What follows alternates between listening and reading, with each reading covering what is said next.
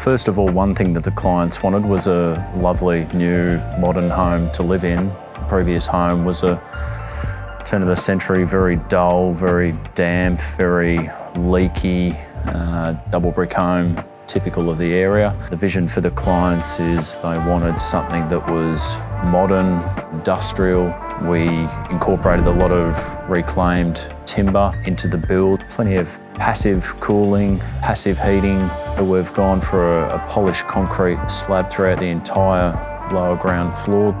Heating side of things has been taken care of from 2 combustion heaters. One thing that we wanted to make sure that we incorporated in with the combustion heaters front and back was inline fans. So the idea with those is that any of the heat generated downstairs through the use of those fans we would make sure that we'd utilise that throughout the other remaining rooms in the house, particularly upstairs in the bedrooms. So for the passive cooling side of things, one thing that you've got to be particularly mindful of is you want to make sure that you're capturing those cooling prevailing breezes. What enables you to do that is clever use of casement windows throughout.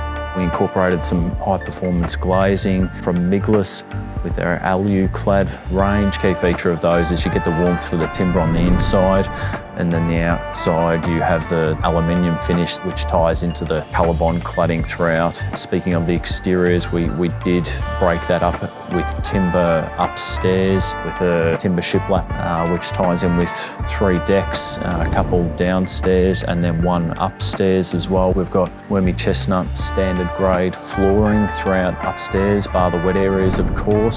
We've got a AA Marine Ply ceiling and a brick bond pattern upstairs with a black shadow line detail throughout, so it gives it some great contrast against the black ceiling fans. So upstairs bathroom, we've gone for floor to ceiling porcelain tiles, which are a charcoaly industrialist sort of look. We've incorporated some gorgeous wall-hung vanities, which is broken up with the double concrete sinks. Downstairs, we've gone for fully tiled walls on 3 of the walls. We have a full height north-facing window, so there will be plenty of light.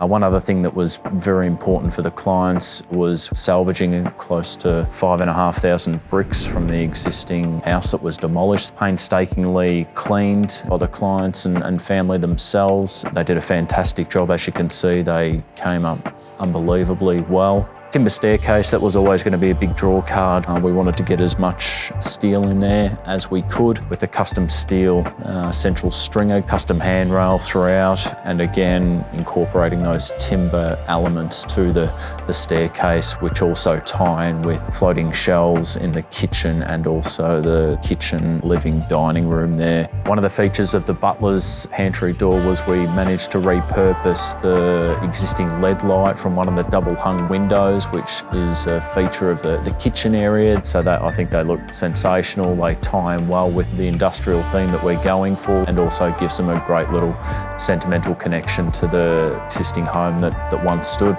So one other feature with the timber which broke up a lot of the white throughout and the grey floors throughout was the gorgeous reclaimed timber barn doors, which were lovingly constructed by the clients or Andy himself over COVID. Did a sensational job with those. There's 6.27 kilowatts worth of PV on the roof. That coupled with the Stiebel Eltron heat pump, which also ties into the over 6,000 litres we've got of on-site rainwater harvesting to service toilet flushing and garden tap use. So one other feature that we wanted to incorporate with the tank system and the rain to main pump was to incorporate ready valves. So the principle behind that is rather than wasting cold lukewarm water while you're waiting for it to go hot, the particular system diverts that cold water straight back out into the tank. That then shuts off once the water temperature reaches a suitable temperature, so you're not having a lot of that water wasted. The clients are thrilled with the build. We've certainly exceeded their expectations